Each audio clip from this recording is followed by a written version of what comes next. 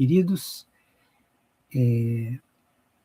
São 8h50, então a gente já pode começar nosso culto.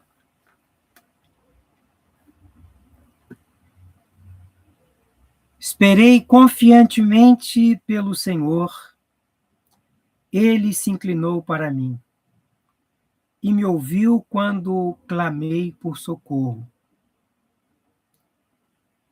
Tirou-me de um poço de perdição, de um tremedal de lama. Colocou-me os pés sobre uma rocha e me firmou os passos. E me pôs nos lábios um novo cântico, um hino de louvor ao nosso Deus. Muitos verão essas coisas, temerão e confiarão no Senhor. Bem-aventurado o homem que põe no Senhor a sua confiança e não pende para os arrogantes, nem para os afeiçoados à mentira. São muitas, Senhor, Deus meu, as maravilhas que tens operado e também os teus desígnios para conosco. Ninguém há que se possa igualar contigo. Palavra do Senhor. Com a leitura do Salmo 40, dos versículos 1 ao 5, eu quero cumprimentar a cada um de vocês, em nome do Pai, do Filho e do Espírito Santo.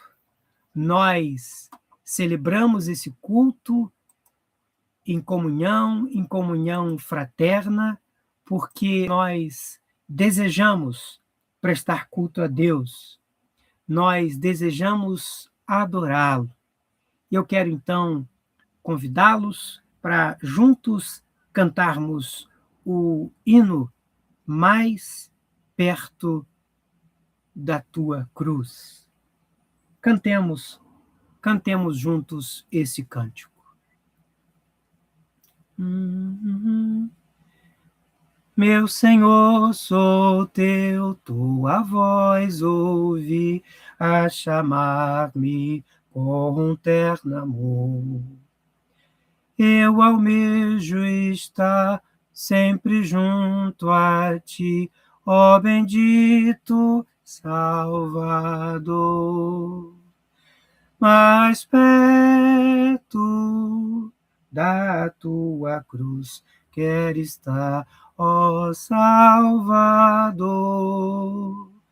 Mais perto da tua cruz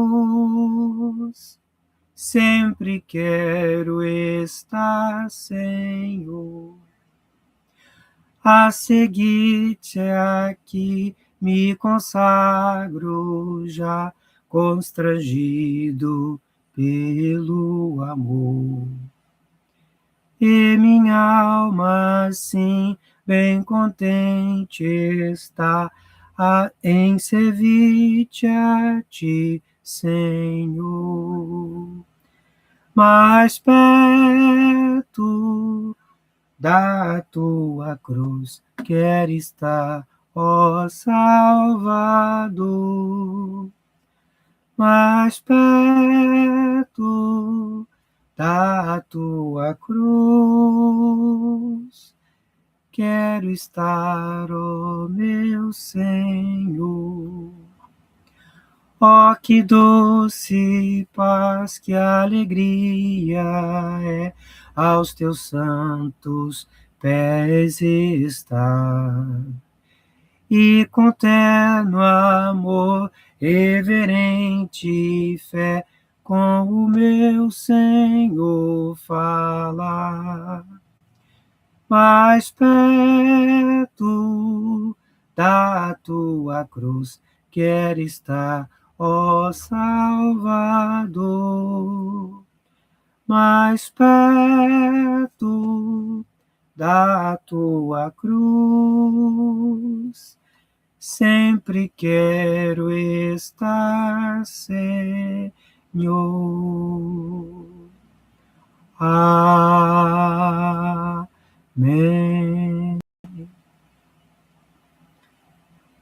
Nós vamos, nesse momento, orar ao nosso Deus. Eu quero te pedir, te convidar para você, onde está agora nos ouvindo, participando conosco, curve a sua cabeça. Nós vamos orar a Deus, invocando a presença dEle, pedindo a Deus para estar presente conosco aqui. O nosso culto, o jeito de cultuarmos a Deus é, se por um lado, inovador, porque nos últimos anos passou a ser algo que nem sempre sabíamos que isso fosse possível, né? O culto à distância pela internet, mas ao mesmo tempo nós estamos ligados espiritualmente com Deus, o nosso Pai, e mesmo que vocês estejam tão longe e eu não os possa ver, nós estamos conectados, ligados pelo amor de Deus. Com base nisso, nós vamos orar nesse momento. Curva a tua cabeça, nós vamos invocar a presença de Deus aqui. Senhor Deus, nosso Pai, Pai bendito, Pai santo, Pai de toda misericórdia, nós te rendemos graças porque tu és bom. Te rendemos graças porque a tua misericórdia dura para sempre. Te rendemos graças porque tu és o Deus de nossas vidas. Senhor, nessa manhã, manhã de domingo, que é o dia santo, separado para culto a ti, nós queremos te agradecer pela vida, que é o dom supremo. Mas nós também queremos te pedir pela tua presença nesse culto, nesse momento de louvor e adoração. Senhor, onde quer que estejam essas pessoas que participam desse culto, Senhor, eu quero te pedir que todos possamos sentir a tua presença.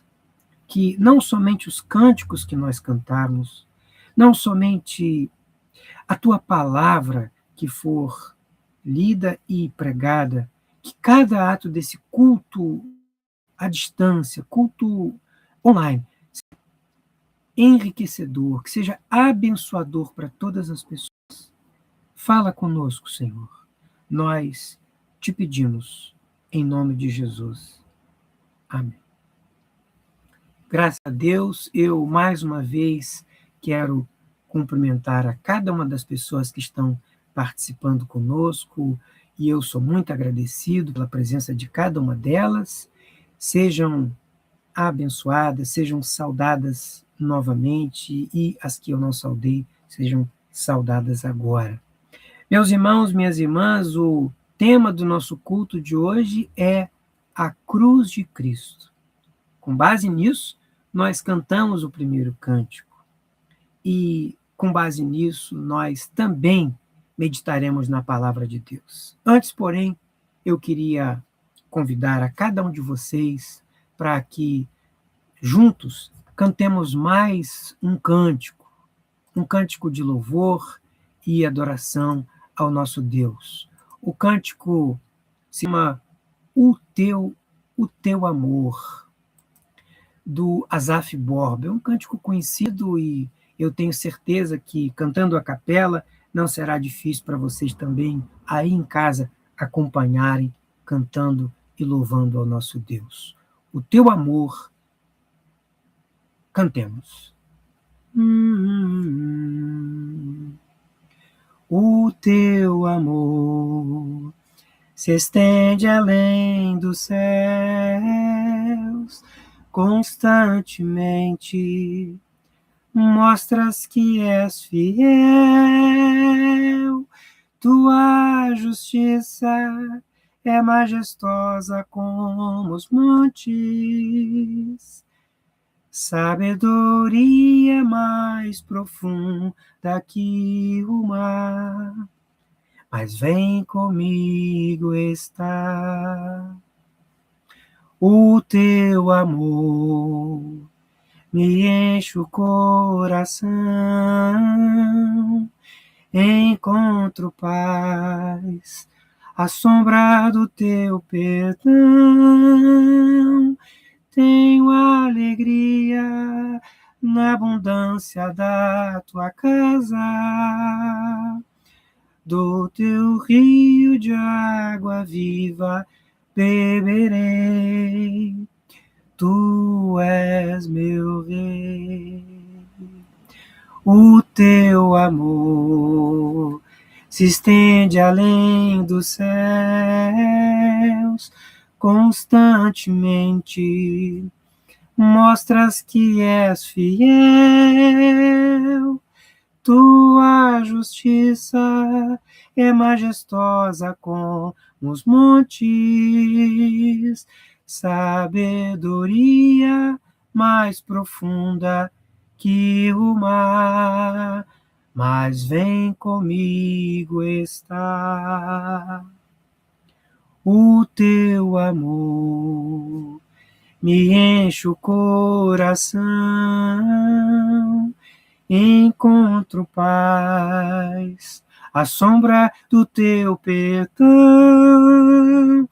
Tenho alegria na abundância de tua casa, do teu rio de água viva beberei. Tu és meu rei. Curvemos nossas cabeças, façamos nesse momento uma oração de confissão de pecados.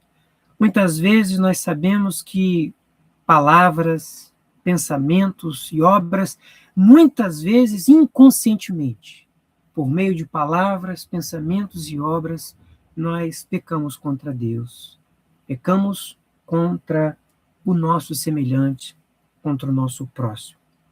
Eu quero então te pedir, te convidar, inspirado por esses cânticos que cantamos, inspirados pela palavra de Deus que nós já ouvimos, nós abramos os nossos corações para ouvir Deus nos falando, lembrando-nos de os nossos pecados, mas acima de tudo, lembrando-nos que Deus é rico em misericórdia, Deus é perdoador. Oremos silenciosamente.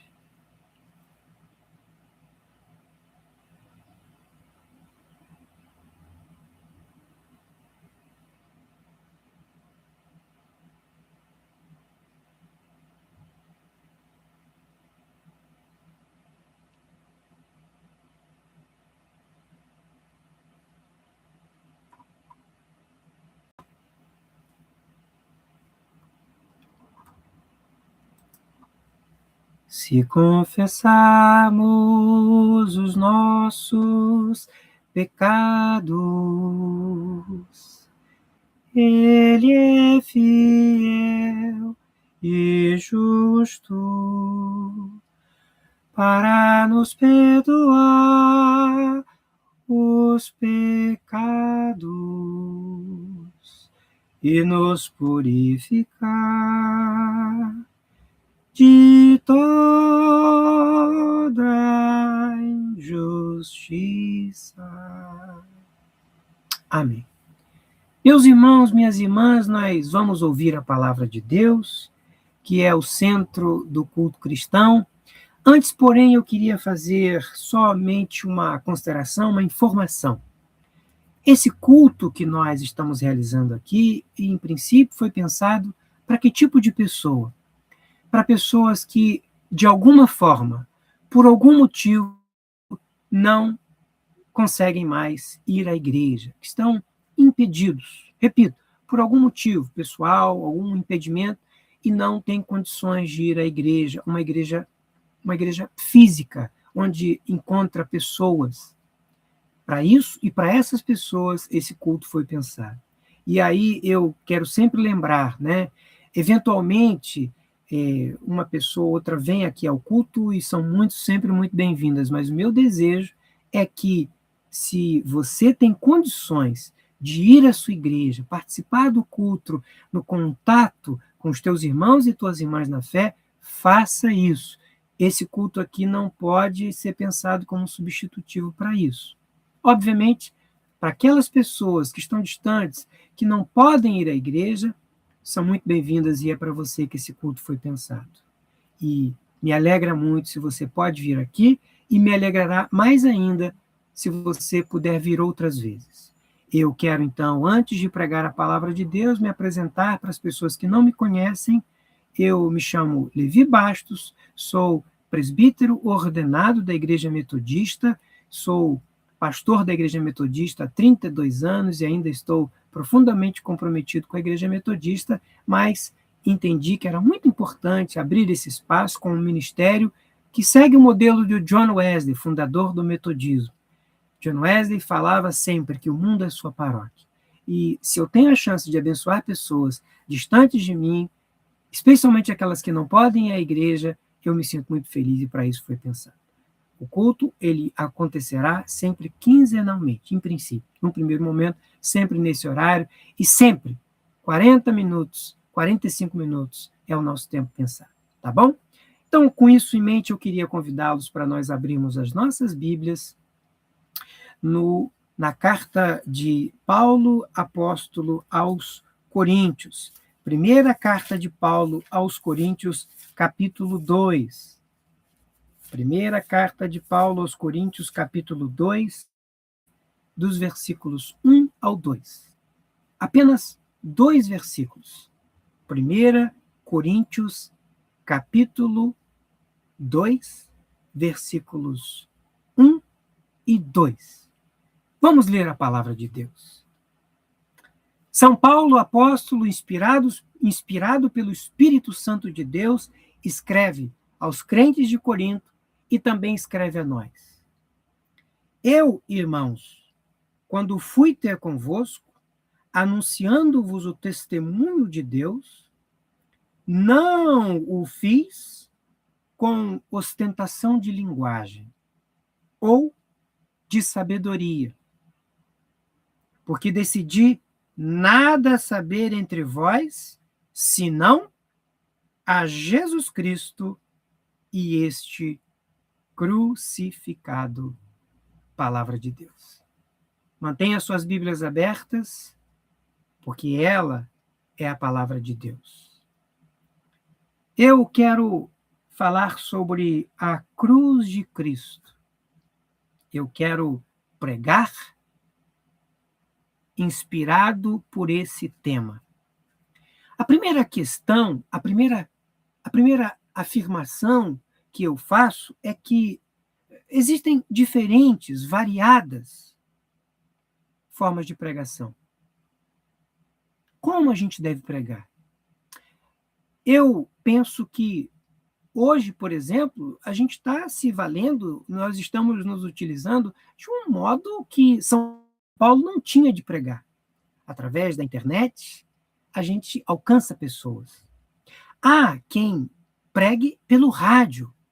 E isso, por exemplo, foi revolucionário nos anos 1950, 1960. As igrejas evangélicas foram as primeiras a perceberem a importância de alcançar pessoas pelas antenas do rádio.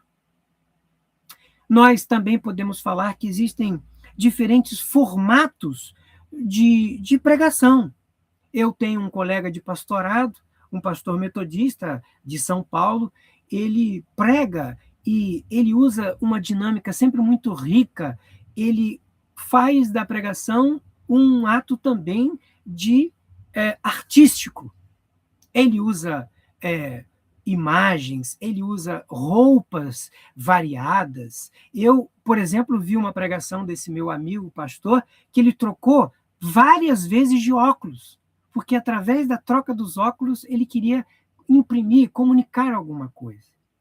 Esse tipo de pregação alcança, por exemplo, crianças. Existem pregações e até o formato que a gente dá para o templo, o púlpito, a igreja, alcança os jovens. Essa é a primeira coisa. Mas a gente também não pode esquecer que a pregação em si é o coração do culto evangélico. É a liturgia evangélica desde a Reforma Protestante, desde Martinho Lutero. O culto ele tem o seu centro não na missa, como é a celebração católica, mas na palavra de Deus. E eu tenho sempre dito, ao longo desses muitos anos de pastor metodista, que na liturgia metodista, o espaço é fundamental que o centro seja a Bíblia, porque a palavra de Deus é o coração do nosso culto, a pregação da palavra de Deus. E aqui eu quero então entrar na citação, na passagem que nós lemos. Bíblias abertas, nós podemos ver claramente São Paulo dizendo, né? Quando eu estive entre vós, quando anunciei o evangelho, vejam bem, não o fiz com ostentação de linguagem ou de sabedoria. A pregação, meus irmãos, ela não pode se confundir com exercício de retórica.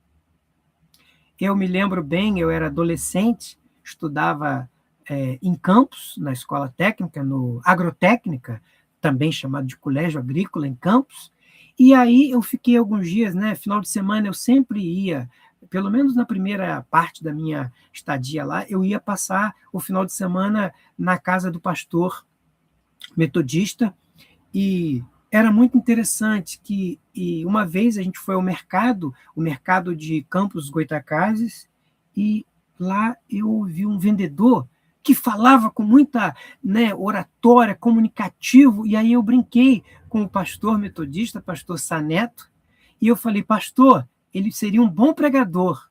E o pastor Saneto, que era uma pessoa muito viva, muito bem-humorado, mas também muito vivo, e ele foi e falou assim, sim, seria um bom pregador se tivesse unção do Espírito Santo.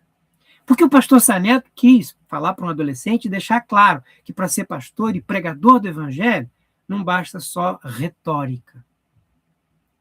Palavras o vento leva, a gente costuma dizer isso, né? Mas o pastor Saneto quis comunicar para mim, me explicar e me ensinar algo muito mais importante.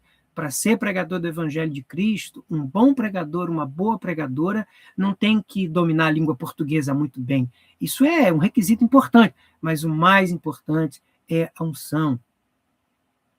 Paulo, quando foi pregar aos Coríntios, ele não se ancorou, ele não se ancorou na retórica, na capacidade intelectual. E aí eu quero pular para um segundo aspecto dessa minha fala, dessa minha pregação, Paulo, propriamente, vamos falar sobre esse pregador do Evangelho. Paulo, que se chamava Saulo e teve o seu nome mudado porque sua vida foi mudada. Ele se encontrou com Jesus Cristo e no encontro dele, ele de perseguidor se tornou perseguido. Ele se tornou, num momento de conversão profunda ao Evangelho de Cristo, a Jesus Cristo, ele foi acrescido aos apóstolos. Paulo, ele não se coloca para os crentes de Corinto como um intelectual, ainda que ele o fosse. Paulo, é bom que se diga e não perca de vista isso, era doutor. E aqui, longe de mim, fazer apologia ou incentivar o desleixo intelectual dos pastores, das pastoras. Pastores e pastoras têm uma grande responsabilidade, acima de tudo intelectual, porque eles ensinam as pessoas a palavra de Deus. Então, eles têm que ser, eu diria, mais do que qualquer um na igreja, profundos conhecedores das ciências bíblicas e teológicas. Paulo, ele, diferentemente de um intelectual arrogante, ele se apresenta como o melhor modelo de intelectual que eu diria. Ele fala, ele se serve, ele utiliza linguagem simples. Bem ao estilo do maior, o mais importante educador brasileiro, Paulo Freire.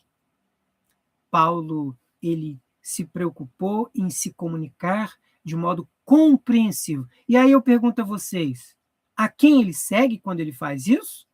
A ninguém mais, a ninguém menos do que o pastor dos pastores, Jesus Cristo. Jesus Cristo falava coisas profundas de uma forma simples, de modo que qualquer um do seu público o entendia. Eu diria que só não entendia Jesus Cristo quem não queria, ou quem tinha má vontade, como os escribas, os fariseus, os herodianos. Mas Paulo, na esteira, no seguimento de Jesus, fala uma linguagem simples. Paulo soube, entretanto, e aqui é o coração do que eu quero falar, Paulo soube fazer uma distinção clara entre quem anuncia e quem é anunciado. Paulo soube fazer uma distinção muito clara. Eu sou um porta-voz, eu sou um mensageiro, eu falo da salvação, mas diferente de mim, Jesus é o Salvador. Eu anuncio aquele que efetivamente salva.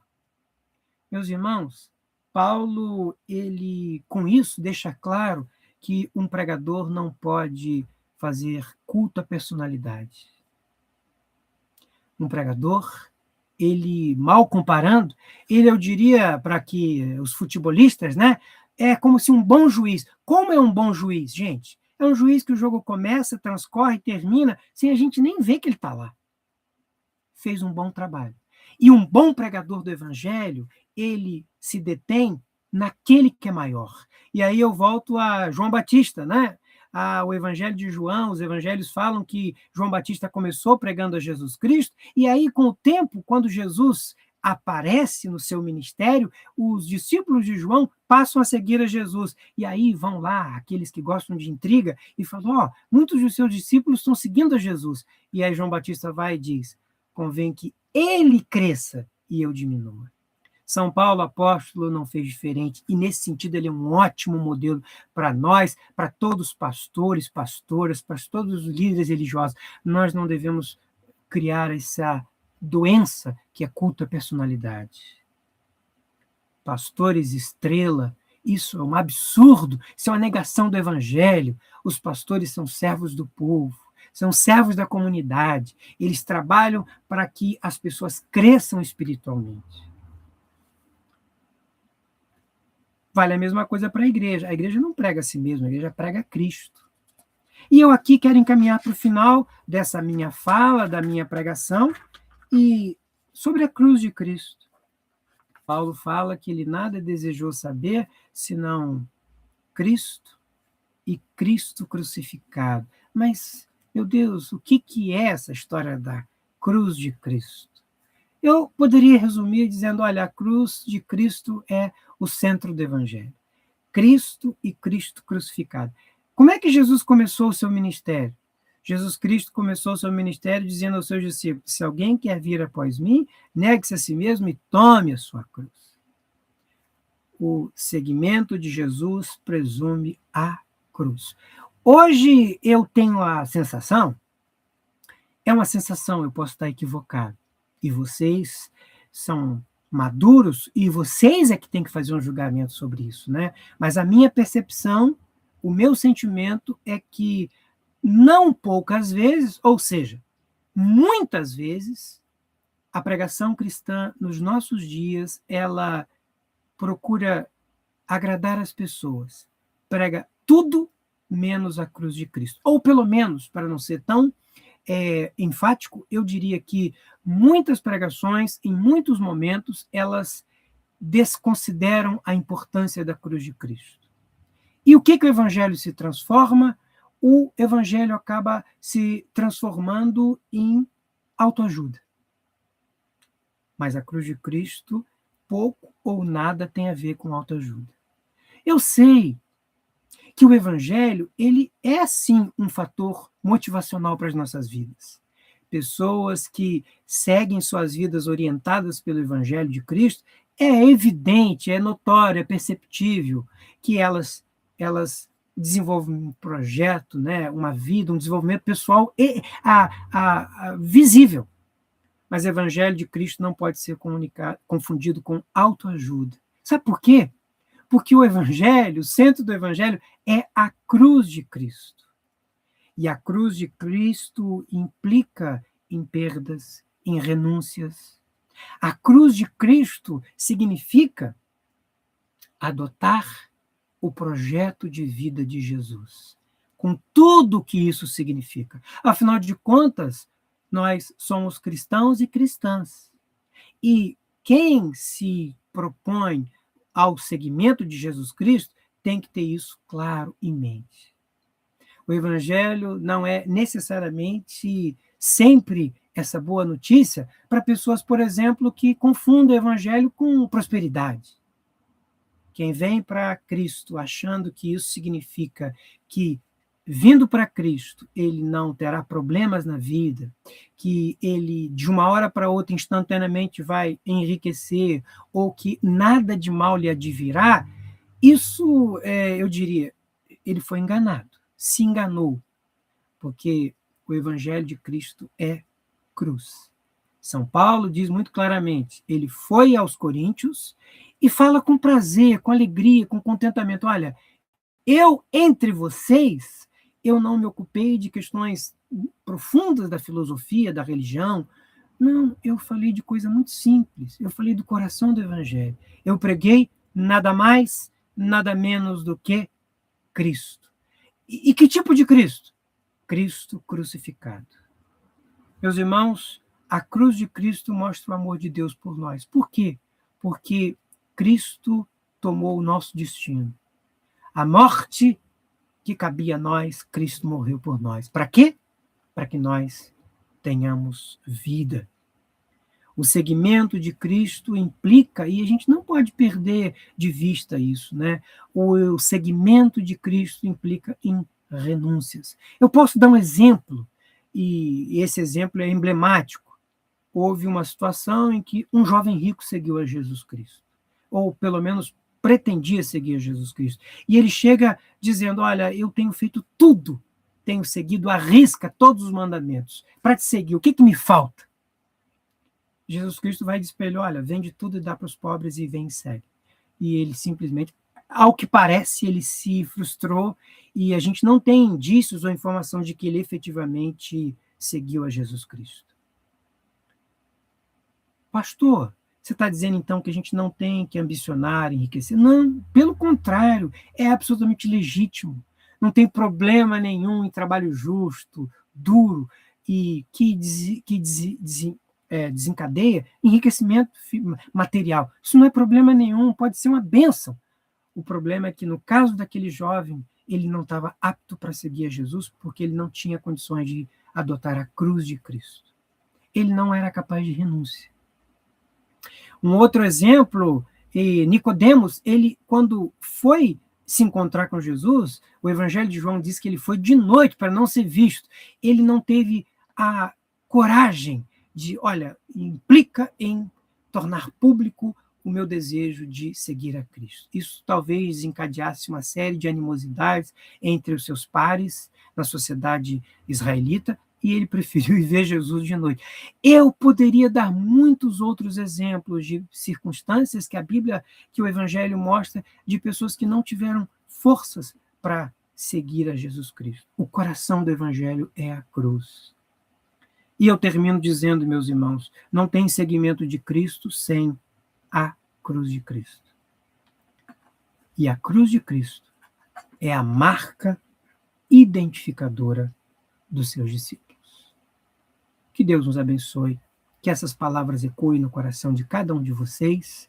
Eu quero convidá-los, então, para curvarem as suas cabeças e nós vamos orar para encerrar o nosso culto.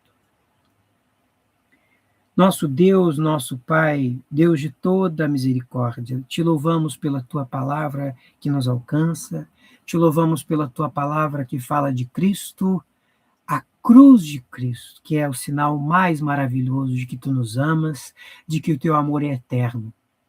Ó Deus, nós te louvamos porque Cristo morreu por nós. Te louvamos porque Jesus não fugiu da cruz, mas ele foi até o fim. O seu amor é de consequência infinita.